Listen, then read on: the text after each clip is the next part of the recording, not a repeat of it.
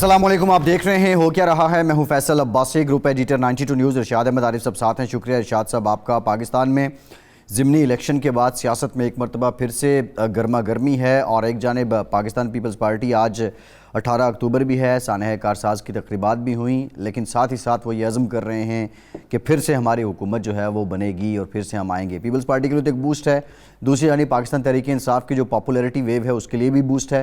नून league ये सोच रही है, कहीं एहसन इकबाल ये जस्टिफाई कर रहे हैं कि हमारी तवज्जो सैलाब पर थी, इलेक्शन पर नहीं थी। कहीं राना सनाउल्लाह जो हैं वो फैसलाबाद में बेरोज़गारी और इंडस्ट्री बंद होने की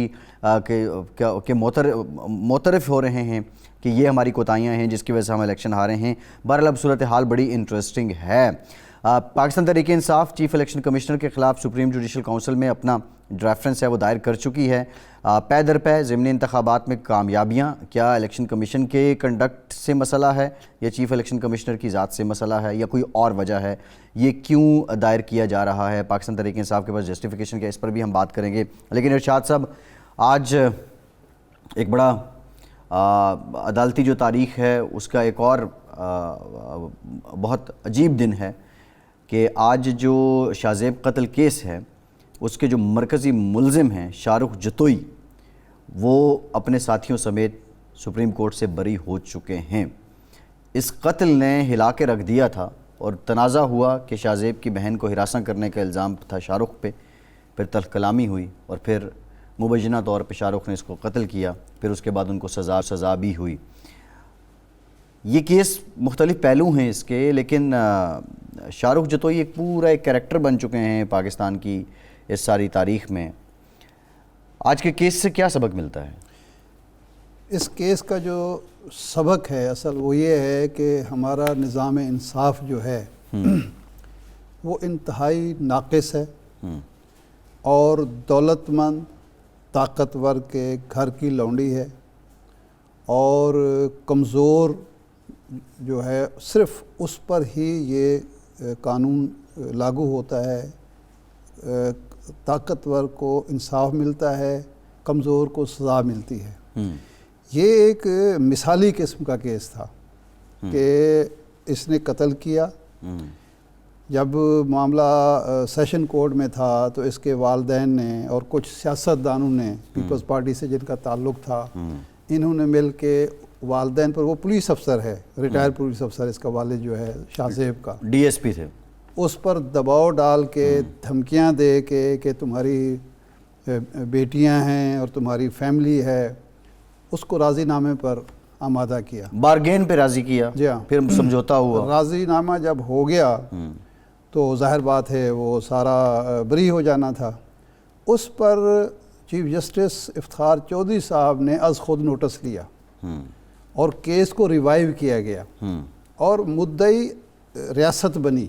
वैसे भी फौजदारी केसों में रियासत मुद्दई होती है, लेकिन उस वक्त मीडिया ने बहुत शोर मचाया और जायज़ तौर पर मीडिया का दबाव था, पब्लिक अवेयरनेस भी हुई और रियासत मुद्दई बनी और कहा गया कि ये केस अब रियासत की निगरानी में चलेगा।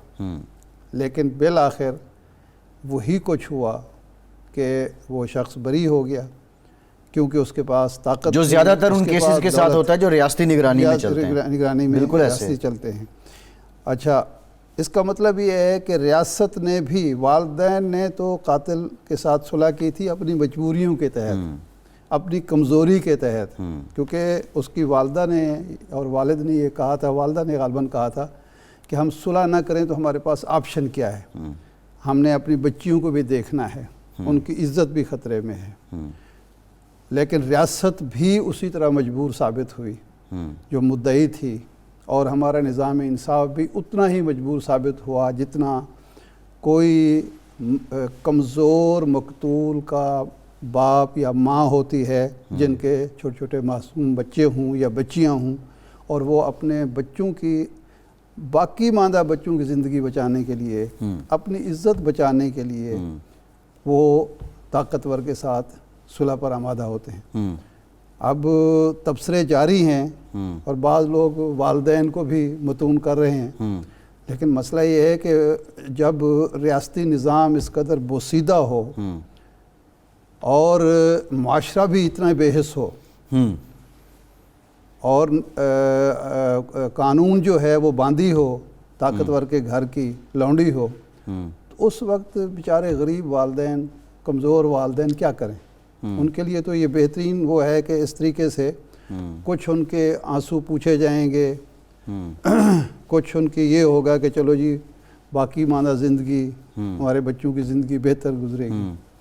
तो ये मैं समझता हूँ स्याह दिन है हमारी निज़ाम कानून और इंसाफ की और कौम की ज़िंदगी का स्याह दिन है कि रियासत बेबस साबित हुई, कानून बेबस साबित हुआ और ताकतवर बिलाखिर जीत गया। अच्छा इरशाद साहब, ये आई थिंक उस वहाँ एक जुमला बड़ा अच्छा उन्होंने कहा, जो शाहरुख जतोई के वकील लतीफ़ खोसा साहब थे, उन्होंने कहा अब तो ये बात रेलेवेंट नहीं है कि उसने कत्ल किया था या नहीं किया था। कत्ल तो उसने किया था, ये रेलेवेंट नहीं है, जब सुलह होगी तो बस ख़त्म हो गया सारा कुछ। यानी आप दबाव डाल के, पैसे दे के, सियासी दबाव, समाजी दबाव और दौलत का दबाव डाल के मजबूर कर दें, तो उसके बाद ये बात रेलेवेंट है नहीं रहती कि मुझे तो इरशाद साहब ये लगता है, ये महसूस होता है कि ये शाहरुख जतोई कल हमारे मुअज़्ज़ज़ ऐवान में बैठा होगा और ये MNA MPA बना सियासी खानदान है वो, MNA MPA बना होगा और ये हल्के के लोगों की नुमाइंदगी कर रहा होगा, क्योंकि ये बड़ी हमारी तारीख और आज तायीद हुई है उस फ़लसफ़े की, इस नैरेटिव की तायीद हुई है कि आप बड़ी डकैतियाँ करें, बड़ा हाथ मारें, नाजायज़ तरीके से मनशियात फरोशी से, स्मगलिंग से, बैंक लूट के, कौमी दौलत लूट के पैसा कमाएं, उस पैसे के ज़ोर पर सियासत में आएँ, अवामी ओहदा हासिल करें, अवामी ऐवानों, कौमी ऐवानों में पहुँचें, उसके बाद आप पर 7 खून माफ़ हैं। अच्छा, आप जो भी करें कानून आपका कुछ नहीं एक और केस बैरिस्टर फ़हद मलिक जी, ये उनका केस है। आज इस्लामाबाद सेशन कोर्ट ने उनके कातिलों को उम्र कैद की सज़ा दी है और इस पर जो लोग हैं उनका ये कहना है, पाकिस्तान तहरीक इंसाफ के जुल्फ़ी बुखारी साहब ने भी ये कहा है कि बैरिस्टर फ़हद मलिक की बेवा और बच्चों ने 6 साल मकतूल के बेईमाना कत्ल के इंसाफ का इंतज़ार किया और आज मुलज़िमान को फांसी की सज़ा के बजाय उम्र कैद देकर इंसाफ के तकाज़े पूरे नहीं किए गए। और उनका ये कहना है कि अब जो हाई कोर्ट है उनसे इंसाफ की उम्मीद है, आला अदलिया से इस्तदा है कि कानून के मुताबिक कातिलों को कैफ़र किरदार तक पहुँचाया जाए। अब खैर ये सज़ा तो हुई है, उम्र कैद हुई है, लेकिन अब ये देखना है कि वो जो राजा ग्रुप है और खोखर ग्रुप है, ये 2 ग्रुप थे। मलिक ग्रुप नहीं, मलिक तो ये है ना, मलिक ये भी हैं, मलिक हाँ, हैं, वो तो खोखर राजा जी, ग्रुप बिल्कुल ठीक है। उन पहले तो ये केस चल ही नहीं पा रहा था और ये फ़हद मलिक जो थे ये सालसी कराने गए थे, थाने में सालसी हुई, 2 ग्रुपों की लड़ाई थी, उनकी सुलह सफाई इसने कराई, ये बाहर निकला तो इस मरहूम को मतलब वो कातलों की गोलियां 40 या 45 गोलियां लगी थी, बेईमाना तरीके से कत्ल किया गया इनका। लेकिन प्रॉब्लम यही है ना सर कि अगर ताकतवर हैं आप तो आपको कत्ल भी माफ़ है, और अगर आप कमज़ोर हैं तो रोज़ाना हम सुनते हैं कि मोबाइल चोरी किया था उसको सज़ा होगी, बल्कि ये भी कि रोटी उसने चोरी की उसको सज़ा हो रही है। हज़रत उमर रज़ियल्लाहु ताला अन्हु के दौर में कहत पड़ा, आपने फरमाया कि चोरी की सज़ा मैं साकित कर रहा हूँ, क्योंकि लोग ज़रूरत के तहत भी शायद करें, और हमारी फ़िक़ा में बाज़ सूरतों में जो खाने पीने की चीज़ की चोरी है उस पर सज़ा नहीं होती, लेकिन यहाँ सज़ा हो जाती है। किसी बच्चे ने रोटी चुराई है, घरों में लड़कियां बेचारी काम कर रही होती हैं, छोटी मोटी चोरी पर पकड़ी जाती हैं, मारपीट होती है, पुलिस को दे देते हैं, होती है, और कातिल जो है वो आराम से छूट जाता है। यहाँ तो इरशाद साहब 12 साल के बच्चे को भी हथकड़ी लग गई थी और उसे भी नामजद कर लिया था। ऐसे ऐसे मुकदमात भी बने हैं। बहरहाल ये बैरिस्टर फ़हद का केस हो, ये शाहरुख जतोई का केस है, ये शाहज़ेब कत्ल केस है, ये बहुत बड़ी अलार्मिंग हैं। इसमें हमारे निज़ाम इंसाफ के लिए बहुत निशानियाँ हैं, सोचना होगा। ब्रेक के बाद बात करते हैं।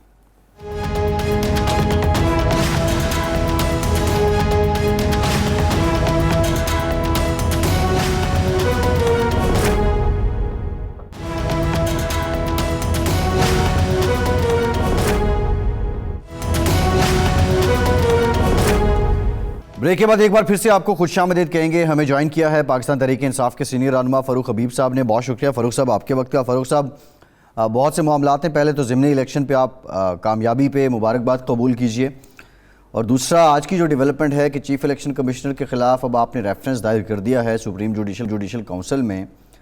पै दर पै आपको ये कामयाबियाँ हासिल हुई हैं। मसला क्या है? क्या इलेक्शन कमीशन के कंडक्ट से मसला है या चीफ इलेक्शन कमिश्नर की ज़ात से मसला है? नहीं, देखें, किसी की मामला ये है कि इलेक्शन कमीशन जो है वो एक आईनी अदारा है, उसका काम है साफ और शफाफ इंतखाबात करवाना। लेकिन अगर एक मनसब के ऊपर जो शख्स मौजूद है, अगर उनकी तरफ से फैसले ही इस किस्म के आ रहे हों जो फैसलों के ऊपर हमारे तहफ़्फ़ुज़ात हों, पाकिस्तान तहरीक इंसाफ तो इस वक्त मुल्क की सबसे बड़ी जमात है।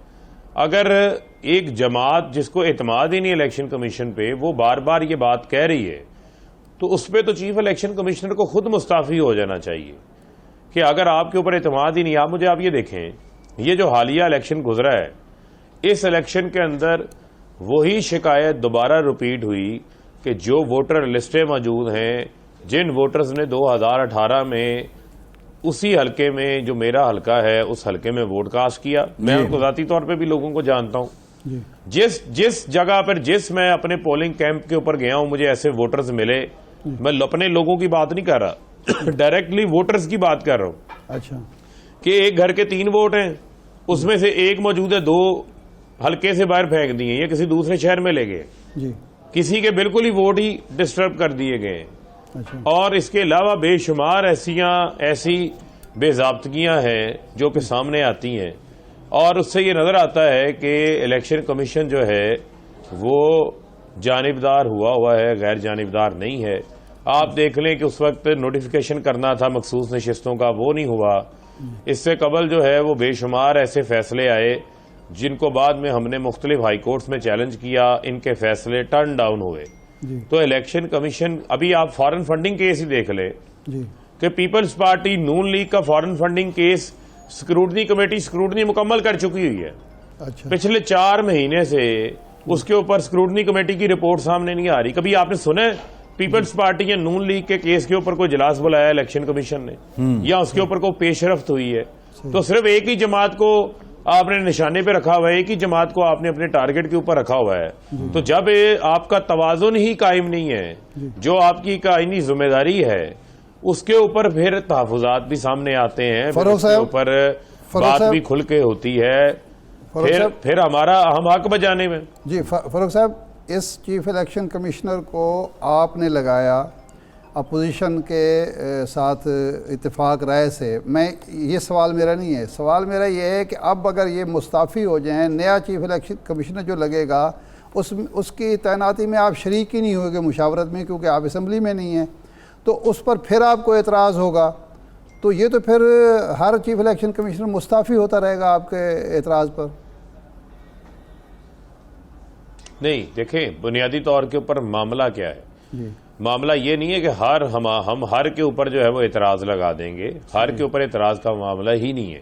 अच्छा। मामला बड़ा सिंपल है और सादा सा मामला है कि जब हम कह रहे हैं नए इंतखाबात करवाने हैं, हमारा मुतालबा है, हम ये कह रहे हैं इलेक्शन कमीशन की तश्कील 9 करें। जब हम कह रहे हैं कि तश्कील 9 करें, तो तश्कील 9 में ये नहीं हो सकता कि हम अपने आप को उस प्रोसेस से बाहर रखेंगे। फिर जब हमारे ये मुतालबात मंजूर हो जाते हैं, हम अपना मुज़ाकरात में आ जाते हैं, टेबल टॉक में आ जाते हैं, तो फिर उसके लिए बहुत सारे दरवाजे फिर आपको खोलने पड़ते हैं, बहुत सारे आपके ऑप्शंस क्रिएट हो जाते हैं। खान साहब पहले ये बात कह चुके हुए हैं कि अगर इलेक्शन का ये ऐलान करें और इलेक्शन रिफॉर्म्स के लिए हो, तो फिर हमें असम्बलियों में वापस जाने के ऊपर कोई एतराज़ नहीं है, ठीक है। लेकिन अगर ये फ्री एंड फेयर इलेक्शंस के रास्ते में रुकावट बने होंगे, जो कि ये बने हुए हैं, तो फिर तो हमारे पास एक ही रास्ता है ना, वो पब्लिक प्रेशर का रास्ता है। अच्छा फ़ारूक साहब, सड़कों पे निकलने का रास्ता है, उसको तो हम अडॉप्ट करेंगे। जी, ये फरमाएं कि आज एक बड़े अंग्रेजी अखबार की रिपोर्ट है कि खान साहब को 4 सीनियर जर्नैल मिले हैं, और वो जो दरून खाना मुज़ाकरात की बात जिसकी कल खान साहब ने बताया कि वहाँ क्लैरिटी नहीं है, तो उनके सामने भी ये मुतालबा रखा गया है और ये 4 लोग जो हैं ये नए इलेक्शन के मामलात पर बातचीत आपकी चल रही है? देखिए, मेरे इल्म में नहीं है कि कौन से किससे मुलाकात हुई है, कैसे हुई है। मैं तो अपने इधर इंतखाबात में अभी भी अपने हल्के में मौजूद हूँ, लोगों से मिल रहा हूँ जी। लेकिन जो बुनियादी चीज़ है, हमारा इलेक्शन का मुतालबा है और ये को हमारा ज़ाती मुतालबा नहीं है। आप ये देखें जी। एक 17 जुलाई को हमें इक़्तिदार से निकाला गया। पाकिस्तान में तारीख है, जिसको इक़्तिदार से निकाले वो लोगों में गैर मारूफ हो जाता है। इमरान खान साहब गैर मारूफ होने की बजाय अपनी जिंदगी की, सियासी जिंदगी की तारीख की सबसे ज्यादा शोहरत पे पहुंच गए। 17 जुलाई को भी अवाम मुंतखब करती है, आज 16 अक्टूबर को भी अवाम मुंतखब कर देती है। उनको मालूम भी था कि ज़िमनी इलेक्शन से उन्होंने वज़ीर आज़म नहीं बनना, उन्होंने असम्बलियों में नहीं जाना, लेकिन उसके बावजूद इमरान खान साहब को लोग मुंतखब करते हैं, बाहर निकलते हैं, वोट डालने आते हैं। ये है अवामी रेफरेंडम जो इमरान खान के साथ खड़ा है। अब इनको क्या खतरा है? इनको खतरा यह है कि इमरान खान दोबारा 2/3 से वजीर आजम बन जाएंगे। तो भाई पाकिस्तान की अवाम ने फैसला करना है ना, उसको फैसला करने दें। अवाम में जो मकबूल होगा वो सामने आ जाएगा। आप मैदान लगने दें इलेक्शन का। फरूख साहब, जानना हम ये चाह रहे हैं, हमारा मुतालबा सबके साथ यही है। सही है, अगर मामलात तय हो जाते हैं, हालात न्यूट्रलाइज हो जाते हैं, तो क्या पाकिस्तान तहरीक इंसाफ जो बाकी मानदा मामलात हैं, इलेक्शन रिफॉर्म्स हैं या आने वाले इंतखाब पे सबका एतमाद हो या इलेक्शन कमीशन की तश्कील है, इसको लेकर पार्लियामेंट वापस जाएगी? देखिए, मैंने पहले आपको ये कहा कि पहले को संजीदा एफर्ट तो नजर आए, पहले को संजीदा एफर्ट नजर आए, मालूम पड़े कि ये इंतखाबात जो हैं वो करवाना चाहते हैं, चीजें मैच्योर हो। उसके बाद हम तो ओपन है, इस हवाले से हम बता चुके हुए हैं, पहले खान साहब भी बात कर चुके हुए हैं।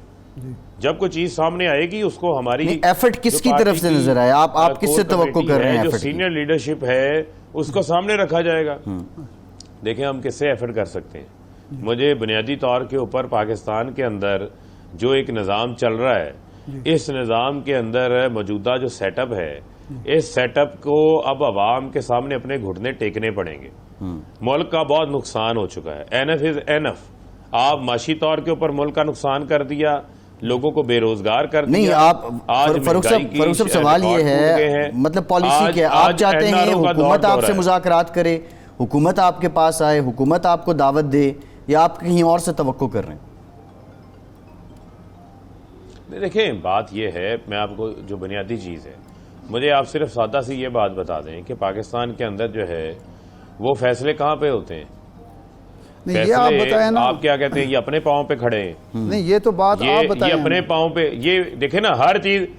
शाह साहब आप हर चीज आप मेरे से ना पूछे, आप मेरे से बहुत ज्यादा समझदार नहीं हैं। आपको मालूमात भी बहुत हैं, मालूमात भी बहुत। मेरा एक छोटा सा सवाल है फरूख साहब, एक छोटा सा सवाल है इस कंटेक्स्ट में। मैं तो आपसे सिर्फ मासूमाना अर्ज कर रहा हूँ आपसे। फरूख साहब, एक छोटा सा सवाल है। मैं तो मासूमाना अर्ज ये कर रहा हूँ कि जब मैं ये मासूमाना अर्ज कर रहा हूँ कि वो उस मकनातीस का मुझे समझ नहीं आ रही कि वो कौन सा मकनातीस है जिस मकनातीस पे ये 13 जमातें जो हैं वो इकट्ठी होकर बैठ गई हैं। अब कराची में जो है वो MQM फारिग हो गई है, अपना पॉलिटिकल कैपिटल उन्होंने फारिग कर दिया। फरूख साहब, ये ना एक सवाल ले लें, आपके इल्म है ना, इसी मकनातीस अब वो आगे ये बातें कह रहे हैं क्या? अब आप उसी मकनातीस से चिपक रहे हैं ना, हुकूमत पे तो आप NRO का इल्जाम लगा रहे हैं और आप उसी की मैग्नेटिक फोर्स अब लेना चाह रहे हैं। तो आज भी फवाद चौधरी साहब ने एस्टेब्लिशमेंट से कहा कि वो अपना किरदार अदा करे।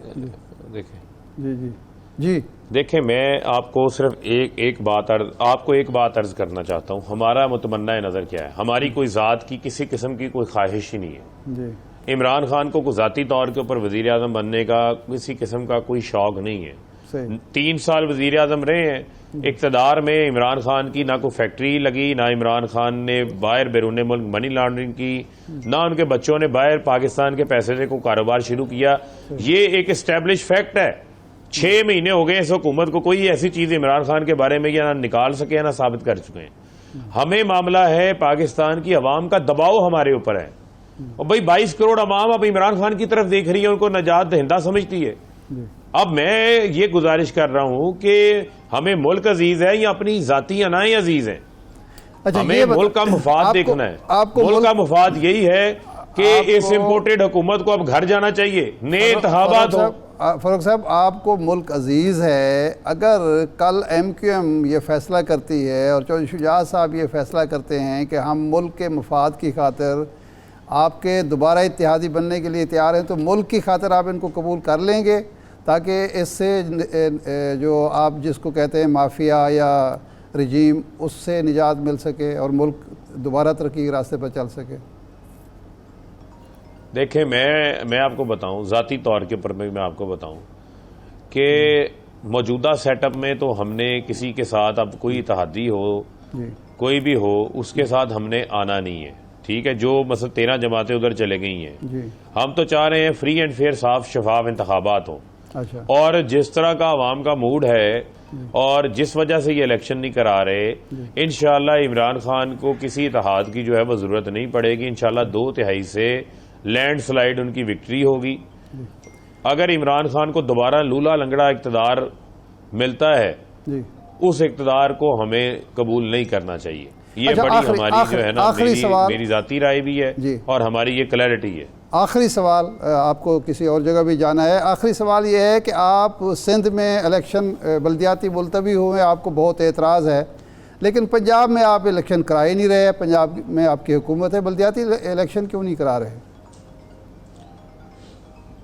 देखें, वो पंजाब वाले बताएंगे आपको उनके क्या मामलात वहाँ पे चल रहे हैं। मैं कोई इतना उनके साथ इस हवाले से टच नहीं हूँ, लेकिन चंद दिन पहले मेरी गुफ्तगू हुई थी, उसके ऊपर मेरे ख्याल में मियाँ महमूद रशीद साहब और चीफ मिनिस्टर पंजाब उसके ऊपर काम किया है और शायद इन्होंने कानून भी पंजाब में बल्दियाती इंतखाबात के हवाले से जो है वो पास करवा लिया है। लेकिन आप ये बताएं, क्या बल्दियाती इंतखाबात ज़्यादा ज़रूरी हैं या मुल्क में आम इंतखाबात ज़्यादा ज़रूरी हैं? मेरे नज़दीक आम इंतखाबात की अब ज़्यादा ज़रूरत है। लिहाजा जैसे ही आम इंतखाबात हो, उसके फ़ौरन बाद इख्तियारात लोकल गवर्नमेंट को देने चाहिए और जनरल इलेक्शन के 3 से 4 महीने के बाद फौरी आम ये जो आपके बल्दियाती इंतखाबात हैं वो होने चाहिए, ताकि लोकल नुमाइंदे जो हैं वो एम्पावर हो और तरक्याती काम लोकल सतह के जो है वो उनके जरिए हो। इस पे भी हमारा स्ट्रॉन्ग बिलीव है। सही, बहुत शुक्रिया फारूक हबीब साहब, पाकिस्तान इंसाफ के सीनियर रहनुमा हमारे साथ मौजूद थे। एक ब्रेक के बाद हाजिर होते हैं।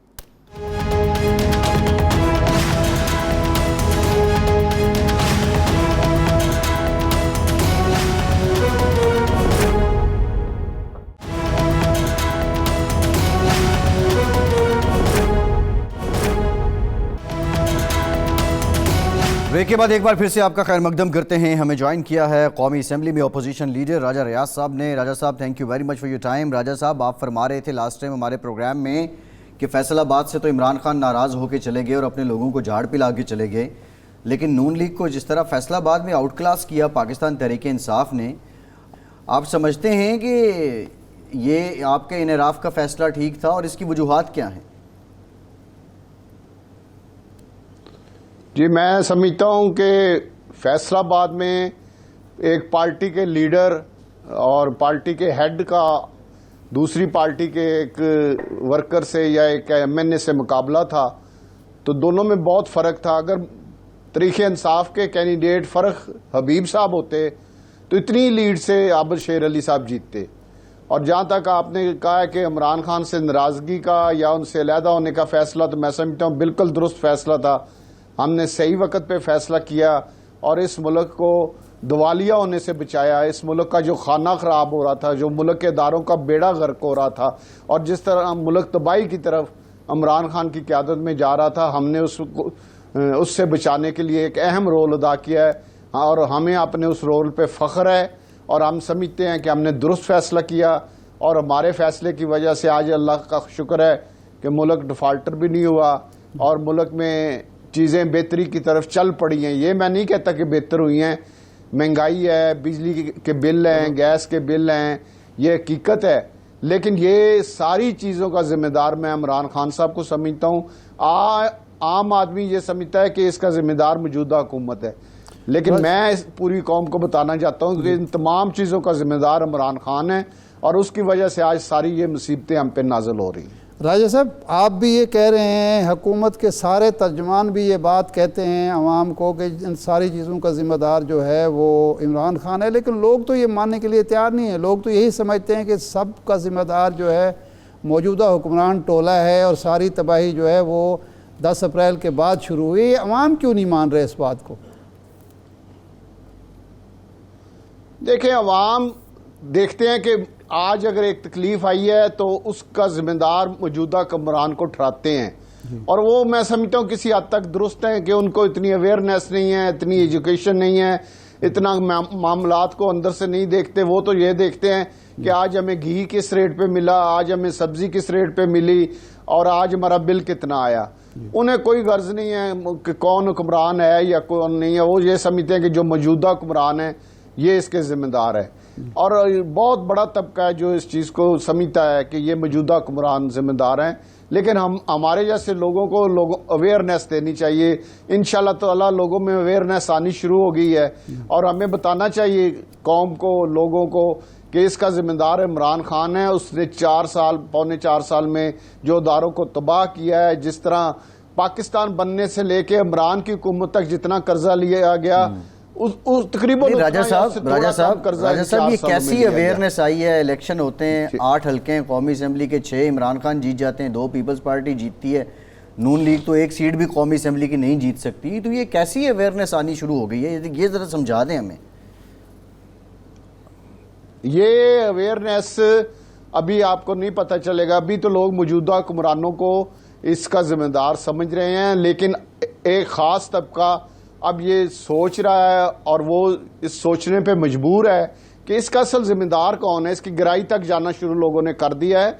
आम पब्लिक अभी इसकी गहराई तक नहीं जा रही। अच्छा। लेकिन जो जरा पढ़े लिखे लोग हैं, जो इमरान खान के साथ बहुत डेडिकेटेड थे और बड़े अंधा इमरान खान पे बिलीव करते थे, उन लोगों ने मेरे साथ खुद बात की है कि हम तो इमरान खान को समझते थे ये करप्ट भी नहीं है, ये मुल्क को ठीक कर देगा और मुल्क के तमाम मसाइल को हल कर देगा, कर्जे उतार देगा। तो इसने तो डबल जितने कर्जे पाकिस्तान बनने के 60-70 सालों में लिए गए, इसने 4 सालों में ले लिए। तो वो लोग अब ये सोचने पे मजबूर है, और इंशाल्लाह आहिस्ता आहिस्ता लोगों को अवेयरनेस आ जाएगी। अच्छा राज साहब, इमरान खान 3.5 साल इक़्तिदार में रहे जी, 3.5 साल इक़्तिदार में रहे, उसमें से 2 साल जो हैं वो कोरोना के हैं। कोरोना के दौरान उन्होंने 1200 अरब रुपया आवाम में तकसीम किया, गरीब लोगों में तकसीम किया, ताकि वो लॉकडाउन या कारोबार जो मुतासर था उससे वो ख़ानदानों का जो है मामला चलता रहे। उसके अलावा 10 लाख रुपए का उन्हें सेहत कार्ड उन्होंने दे दिया 3 सूबों में, बल्कि सिंध में भी बाज़ जगहों पर वो दे दिया। वो सारा कुछ हो रहा था, और आप कहते हैं कर्जे चढ़ रहे थे, लेकिन 27 अरब डॉलर की रीशेड्यूलिंग मांग रहे हैं जनाब इसहाक डार साहब के। 27 अरब डॉलर रीशेड्यूल कराने पड़ेंगे, जिसका माशी माहरीन ये कहते हैं कि ये तो अमलन एतराफ़ है कि हम कर्जे देने की पोजीशन में नहीं हैं, हम डिफ़ॉल्ट कर चुके हैं। तो इकानमी तो फिर इस दौर में ख़राब हुई ना, जब आप रीशेड्यूलिंग मांग रहे हैं। वो उसने तो नहीं मांगी थी, वो तो लोगों को दे रहा था। ये ले रहे हैं गैस की बिलों की सूरत में, बिजली की सूरत में, महंगे पेट्रोल की सूरत में, वो दे रहे थे, और आप कहते हैं मईशत वो ख़राब कर रहे थे। देखें अरशाद साहब, बात यह है कि आप जो कह रहे हैं मैं उससे इख्तलाफ तो नहीं कर सकता, लेकिन मैं सिर्फ इतनी अर्ज करूंगा कि देखें खान साहब ने कर्जा कितना लिया और सिर्फ कोरोना की मद में खान साहब को कितना पैसा मिला, ये 2 चीजें अलग-अलग देखें। कोरोना के मद में खान साहब को बहुत ज्यादा पैसा मिला पूरी दुनिया से, और लोन खान साहब ने अपने दौर में जितने पाकिस्तान के बनने के बाद, मैं तीसरी दफा रिपीट कर रहा हूं, 60-70 सालों में लिए गए, वो खान साहब ने 4 सालों में लिए गए। और उस इतने बड़े लोन का आप मुझे कोई एक मंसूबा बता दें। ये जो लोगों को पैसे दिए गए कोरोना के, ये कोरोना के मद में फंड बाहर से आया था। खान साहब का कोई बिजली का 1 मेगा पावर बिजली का बता दें, कोई सड़क बना दें, कोई मोटरवे बता दें, कोई एक मंसूबा बता दें कि ये अरबों रुपए का मंसूबा खान साहब ने मुकम्मल किया, एक नहीं आपको नजर आएगा। अच्छा। तो मैं जो चीज आपको बताना चाह रहा हूं वो ये है कि खान साहब ने कर्जा बहुत ज्यादा लिया है, कोरोना की मद में उन्हें बहुत ज्यादा पैसे मिले हैं, लेकिन ना कर्जा सही इस्तेमाल हुआ, ना कोरोना वाले पैसे सही इस्तेमाल हुए। और आज ये मौजूदा हुकूमत जो है इसको बेशुमार मसाइल है, उनमें से सबसे बड़ा मसला महंगाई का है, बिजली के बिलों का है। अच्छा, और इनको ये दुरुस्त करने एक पड़ेंगे। अगर बतौर इन्होंने ये जी। दुरुस्त ना किए, जी राजा साहब बतौर सीनियर सियासतदान अगर ये इन्होंने बताइए दुरुस्त ना किए जी कि क्या वजह है कि PMLN के कैंडिडेट हार जाते हैं और पीपल्स पार्टी कराची में इमरान खान को हराती है और पंजाब में शाह महमूद कुरैशी साहब की साहबजादी को हराती है? क्या वजह है? क्या पीपल्स पार्टी पंजाब में फिर आ रही है? पीपल्स पार्टी जो पंजाब वाली सीट है, जी। पंजाब वाली जो सीट है वो शाह महमूद कुरैशी साहब के पहले बेटे ने छोड़ी, फिर उनके बेटे ने MPA का इलेक्शन लड़ा, फिर अभी तीसरी दफा शाह महमूद कुरैशी साहब अपनी बेटी को कैंडिडेट ले आए। जिस दिन उन्होंने उसको कैंडिडेट अनाउंस किया था उसी दिन ये बातें होनी शुरू हो गई थी कि ये लूज कर जाएगी इलेक्शन, क्योंकि वहां बड़ा सख्त PTI में रिएक्शन था। दूसरा जो मूसा गिलानी को क्रेडिट जाता है कि उसने बड़े नीचे लेवल तक जाके बहुत मेहनत की है, मैं इस पर उसे मुबारकबाद भी देता हूं कि उसने बहुत नीचे तक जाके दुकानों पे बैठ के, रिक्शे वाले के साथ बैठ के, रेडी वाले के साथ बैठ के इस लेवल पे कैंपेन की है। और इसका सारा क्रेडिट जो है, एक तो गिलानी साहब का नाम है, वजीर आजम का बेटा है, उन्होंने मुल्तान में बहुत तरक्याती काम कराए हैं और तरक्याती काम कल एक इलेक्शन के बाद उसका वोट मिलता है। जो जब आप काम करा रहे होते हैं तो उसके बाद जो इलेक्शन आता है उसमें उसका वोट नहीं मिलता, लेकिन जब आप चले जाते हैं तो फिर लोग याद करते हैं। तो वो भी क्रेडिट गिलानी साहब का अब कैश हुआ है जो उन्होंने मुल्तान में बेताशा डेवलपमेंट कराई। और दूसरा मूसा की मेहनत जो है, बिलाशुबा उस बच्चे ने बेइंतहा मेहनत की है और इतनी मेहनत मेरा ख्याल है नून लीग कोई ने कैंडिडेट कैंपेन नहीं क्यों कर नहीं की? सकता राजा जितनी साहब, उसने की। राजा साहब, नून लीग की क़यादत क्यों खामोश रही इस इलेक्शन में? ये मैं हैरान हूं इस बात पे, आपने बिल्कुल सही इसका पिन पॉइंट किया है कि मोहतरमा मरियम नवाज साहिबा ने भी एक जलसा नहीं किया किसी जगह, हमजा साहब भी बाहर नहीं निकले, हालांकि वो दोनों निकल सकते थे, कोई कानूनी चलो शहबाज शरीफ साहब पे तो पाबंदी है, या इनकी नून लीग की सीनियर लीडरशिप भी उस तरह फाल इलेक्शन नहीं लड़ी किसी जगह भी जो लड़ना चाहिए था। इसकी वजह मुझे समझ नहीं आ रही। अभी आज ही इस्लामाबाद आए हैं, इनसे पूछते हैं कि भाई क्या वजह है, क्यों आपने ये इस तरह किया है।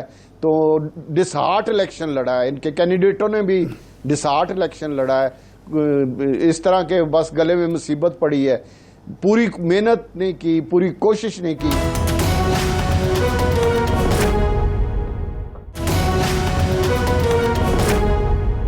ये फरमाएं एक सियासतदान के तौर पर, हल्के के सियासतदान के तौर पर, क्या मुस्लिम लीग नून ने पहले ही हार तो नहीं मान ली थी? वो समझते थे कि हमारे लीडर चले भी जाएं फिर भी हारना है तो कम से कम बुरे तरीके से ना हारें, हार जाएंगे तो ये तो नहीं होगा कि मरियम नवाज़ की कैंपेन भी काम नहीं आई। ऐसी तो कोई बात आप अपने तौर पर तजिया क्या करते हैं, अंदाज़ा क्या है आपका? मुस्लिम लीग नून ने डिसहार्टेड इलेक्शन लड़ा, ये मैं आपको, उनकी कैंडिडेट हो या उनकी लीडरशिप हो, अच्छा। डिसहार्ट इलेक्शन लड़ा है। उन्हें हौसले के साथ इस नजरिए से इलेक्शन नहीं लड़ा कि हमने जीतना है। अच्छा। मैं आपको एक वर्कर के तौर पे ये तजिया कर देता हूं कि उन्होंने इलेक्शन को जिस तरह गिलानी साहब ने लड़ा या उनके बेटे ने लड़ा है, इस तरह इन्होंने इलेक्शन नहीं लड़ा और इसी वजह से इन्हें शिकस्त भी हुई है। अगर ये इलेक्शन थोड़ा सा मेहनत कर लेते, थोड़ी सी लीडरशिप आ जाती, ननकाने वाली सीट बिल्कुल 12,000 पे आ रहे हैं और आराम से ये जीत सकते थे। फैसलाबाद वाली सीट में PTI का जो पूरा जिला, पूरा शहर, बल्कि चिन्योट टोबा से भी सारी लीडरशिप PTI की, जिन टिकट होल्डर, MPA, MNA, सब ने एक एक यूनियन काउंसिल में एक एक MNA को उन्होंने लगाया हुआ था। तो इस तरह उन्होंने इलेक्शन लड़ा है। और दूसरा वहां पे उनका झगड़ा नहीं था, क्योंकि इमरान खान कैंडिडेट था। अब जब कैंडिडेट आएगा तो उनके झगड़े होंगे, कोई लाते खींच, चलिए ये फैक्टर्स तो हैं राजा साहब, ये बात ठीक है आपकी, एक अहम खबर भी है राजा साहब। लेकिन देखें, अगली दफ़ा कैंडिडेट होगा तो उसमें इख्तलाफात होंगे, ये बात दुरुस्त आप फरमा रहे हैं, लेकिन इस दफ़ा PDM मुत्तहद थी। जी जी, मुस्लिम लीग नून के कैंडिडेट को JUI की हिमायत हासिल थी, पीपल्स पार्टी की हासिल थी, बाकी जितनी जमातें हैं मजहबी गैर जमाती सब। अगली दफ़ा सारे इलेक्शन लड़ रहे होंगे अलग अलग, तो अगली दफ़ा तो मुस्लिम लीग नून को ज़्यादा मुश्किल सूरत हाल होगी। नहीं, मैं नहीं समझता। अगला इलेक्शन भी आप देख लीजिएगा अरशाद साहब, मुस्लिम लीग नून पंजाब के अंदर, फैसलाबाद के अंदर मुस्लिम लीग नून और पीटीआई का होगा, दूसरा कोई दूर दूर तक नजर भी नहीं आएगा। तो इसलिए ये इलेक्शन जो होगा अगला, वो जब कैंडिडेटों के साथ मुकाबला होगा, दोनों तरफ के एक जैसे वेट के लोग होंगे, तो फिर हालात मुख्तलिफ होंगे। फिर मुस्लिम लीग नून अगर कोई राजा साहब जो बात की जा रही है या पीपल्स पार्टी की वापसी की पंजाब में, आपको लगता है ये हकीकत के करीब है पीपल्स पार्टी की वापसी? उसके लिए बहुत मेहनत की जरूरत है। जिस लेवल पे मूसा गिलानी ने मेहनत की है, अगर इस तरह मेहनत इनके कैंडिडेट पीपल्स पार्टी के कर सकें, इस तरह पैसा खर्च कर सकें, तो फिर शायद है किसी किसी जगह ये सीट निकाल सके। ओवरऑल पीपल्स पार्टी मुझे मुश्किल नजर आ रहा है।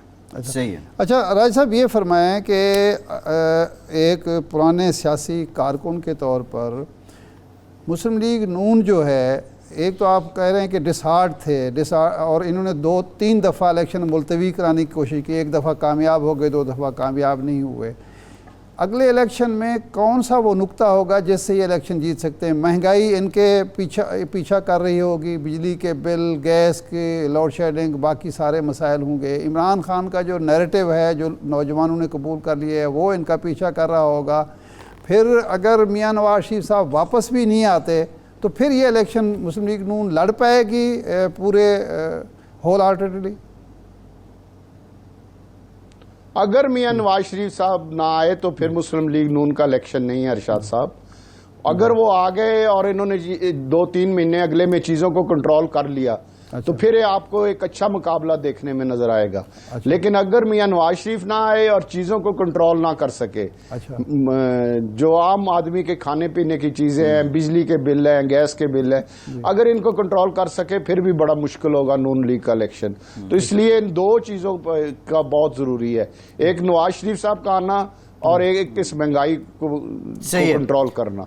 अगर ये 2 चीजें हुई तो फिर अच्छा इलेक्शन बन जाएगा नून लीग का। राय साहब, नून लीग एहसानमंद है उन लोगों की भी जिन्होंने इमरान खान की पॉलिसियों से इनहराफ किया और फिर उन्होंने साथ दिया ये जो सारी चेंज हुई इसका।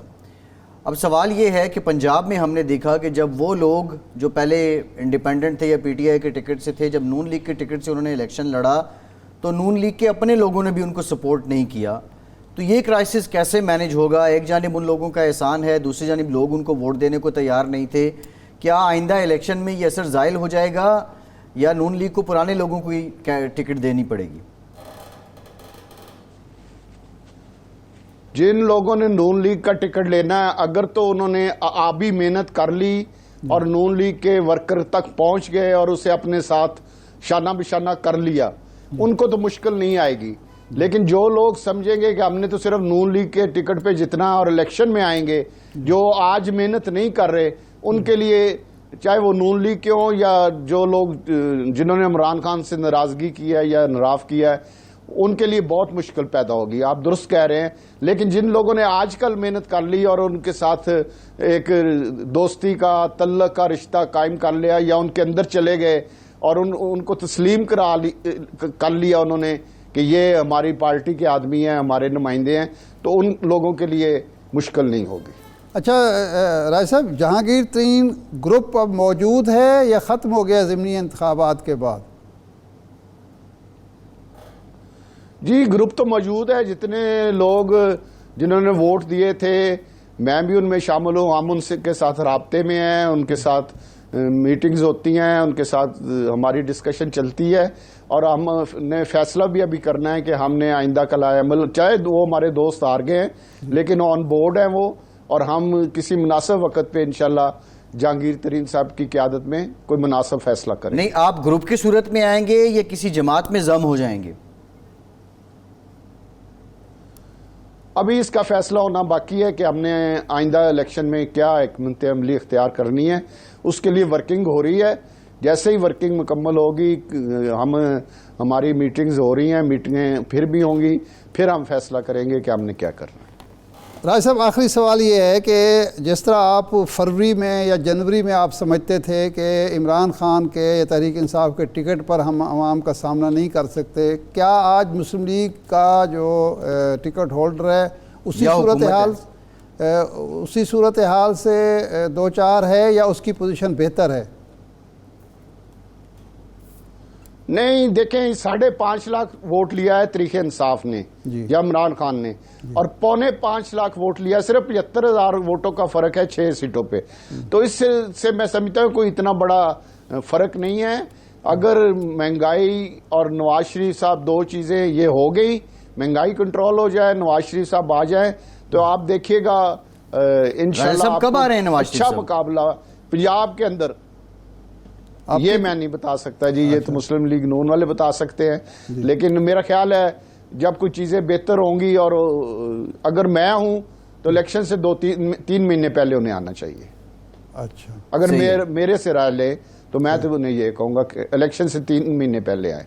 सही है, ठीक है, बहुत शुक्रिया। राजा रियाज साहब अपोजिशन लीडर असेंबली हमारे साथ मौजूद थे। इरशाद साहब, प्रोग्राम का टाइम खत्म हो गया, बहुत शुक्रिया आपका। आज के प्रोग्राम से इतना ही, इजाज़त दीजिए।